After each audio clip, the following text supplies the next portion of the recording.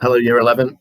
Miss Butlin and I are going to tell you about the course that we teach in the Joint Sixth Form. That's A-Level English Literature. And we're going to start by showing you a little video to consider the question, what is literature for? Here it comes.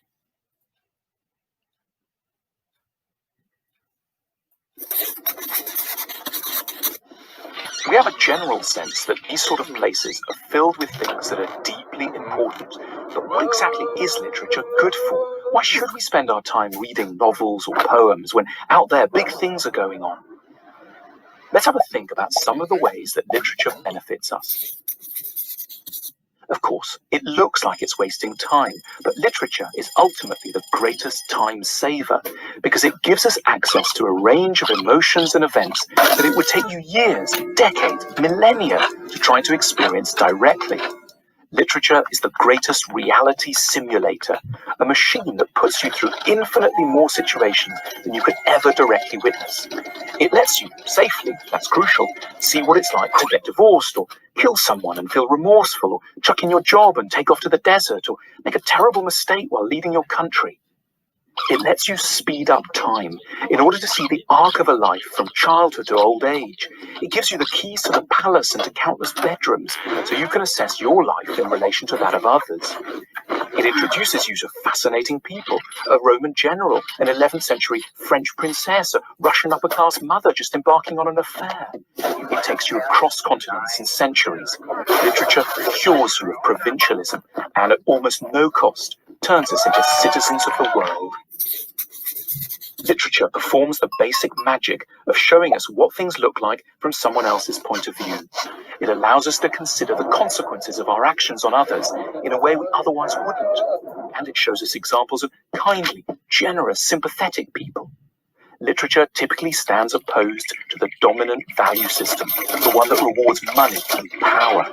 Writers are on the other side. They make us sympathetic to ideas and feelings that are of deep importance, but that can't afford airtime in a commercialized, status-conscious and cynical world.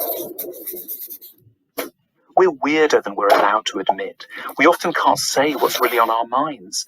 But in books, we find descriptions of who we genuinely are and what events are actually like, described with an honesty quite different from what ordinary conversation allows for.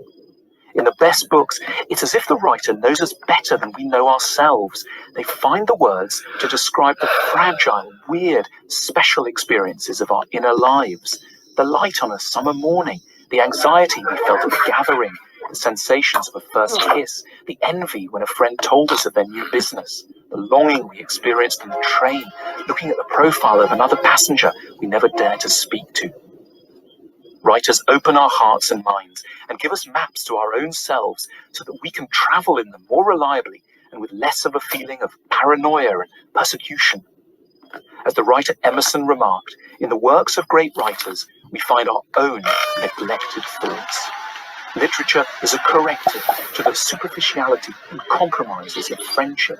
Books are our true friends, always to hand, never too busy, giving us unvarnished accounts of what things are really like. All of our lives, one of our greatest fears is of failing, of messing up, of becoming, as the tabloids put it, a loser. Every day, the media takes us into stories of failure. Interestingly, a lot of literature is also about failure. In one way or another, a great many novels, plays, poems are about people who messed up, people who slept with mum by mistake, or who let down their partner, or who died after running up some debts on shopping sprees. If the media got to them, they'd make mincemeat out of them. But great books don't judge as harshly or as one-dimensionally as the media. They evoke pity for the hero and fear for ourselves, based on a new sense of how near we all are to destroying our own lives. But if literature can really do all these things, we might need to treat it a bit differently to the way we do now.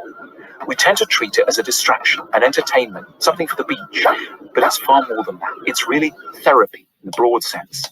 We should learn to treat it as doctors treat their medicines, something we prescribe in response to a range of ailments and classify according to the problems it might best be suited to addressing.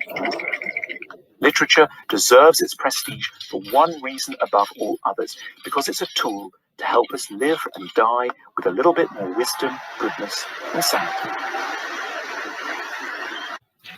Okay, so As we've just heard, literature is much more than a subject to get you to your next destination or to get you onto a degree course or anything like that. As it said in the video, it's therapy. It's a subject that will help you broaden your understanding of humanity and the world. And it's just a bonus that universities also really like this course because they know it's an intellectual challenge. So at this point, I'm going to tell you a little bit about how the course works and what the exam looks like. So we're going to hand over to Miss Butlin now. So what does the course actually look like? So over 2 years, you'll study 2 genres. For paper 1, you'll study tragedy. And for paper 2, Miss Murray will talk you through social and political protest writing. So as you can see here on the board, we have a variety of texts for a really in-depth look at tragedy. We have Othello, a tragedy by Shakespeare. We have a modern play, which is Death of a Salesman. And we have a selection of poetry by John Keats.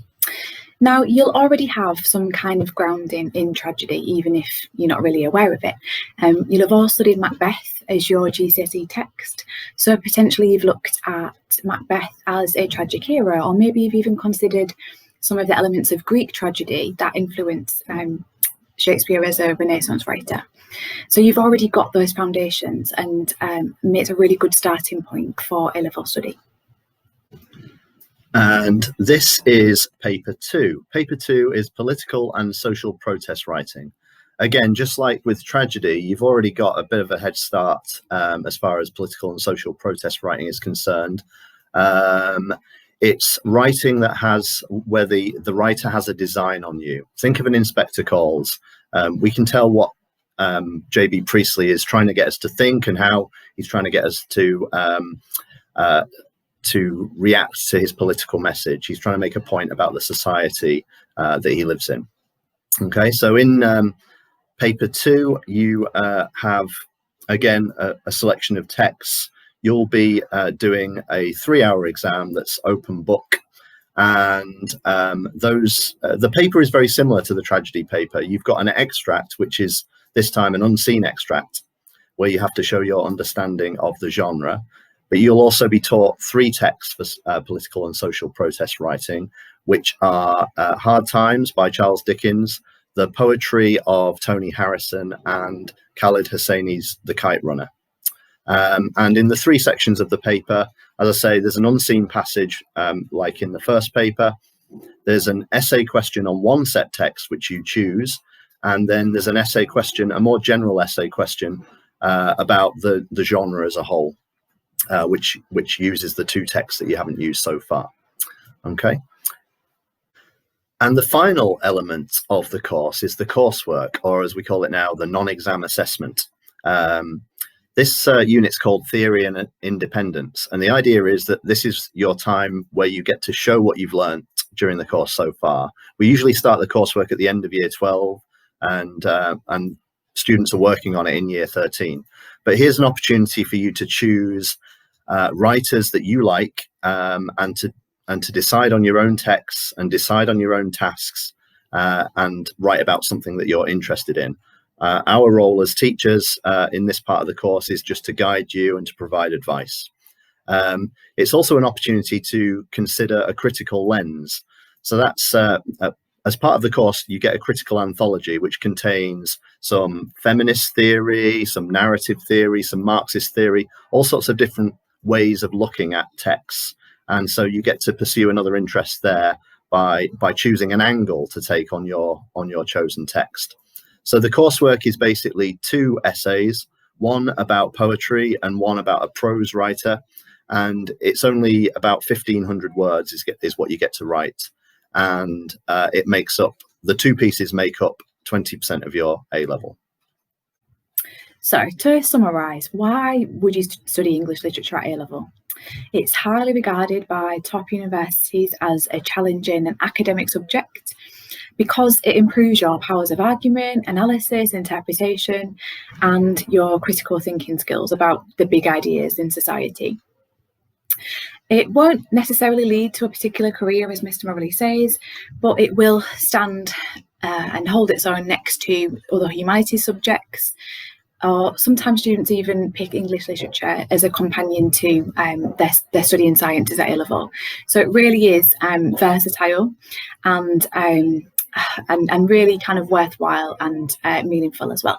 So if you're up for a challenge, if you enjoy reading, thinking, debate, discussion, then it's something that we'd love to have you in our classes, and we'd really strongly ask you to consider. Thank you for listening.